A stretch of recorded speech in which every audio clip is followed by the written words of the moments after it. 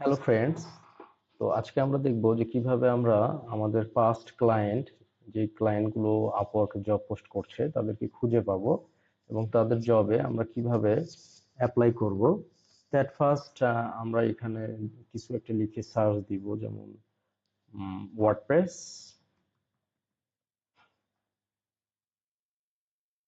তো সার্চ করার পর আমরা এখানে শুধু ওয়ার্ডপ্রেস রিলেটেড সার্চ করেছি। তো এখন যদি আমরা মাই প্রিভিয়াস ক্লায়েন্টে টিক দেই, তাহলে আমার ওয়ার্ডপ্রেস রিলেটেড যে ক্লায়েন্ট, এখানে আমি 22টা জব পাচ্ছি। এগুলো হচ্ছে আমার প্রিভিয়াস ক্লায়েন্ট যেগুলো ওয়ার্ডপ্রেসের জব পোস্ট করেছে। তো আমি চাচ্ছি যে আমি ওয়ার্ডপ্রেস না, আমি যে কোনো ক্যাটাগরির জব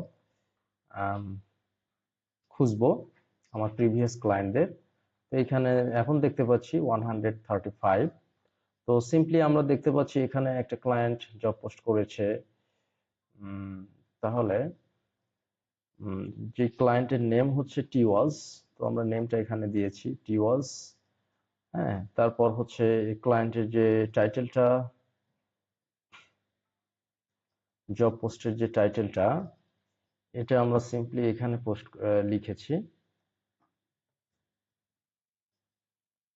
তারপর আমরা সিম্পলি মেসেজটা কপি করে এই মেসেজ থেকে একে সেন্ড করতে পারবো।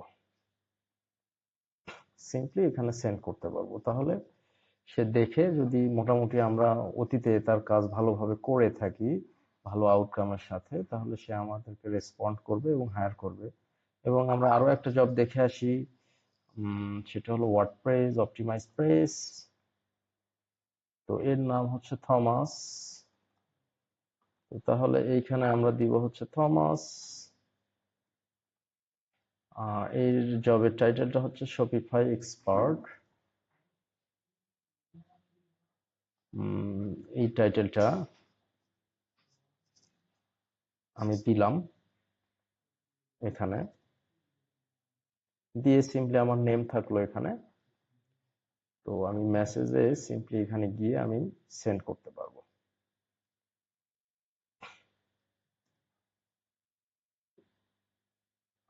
ঠিক আছে।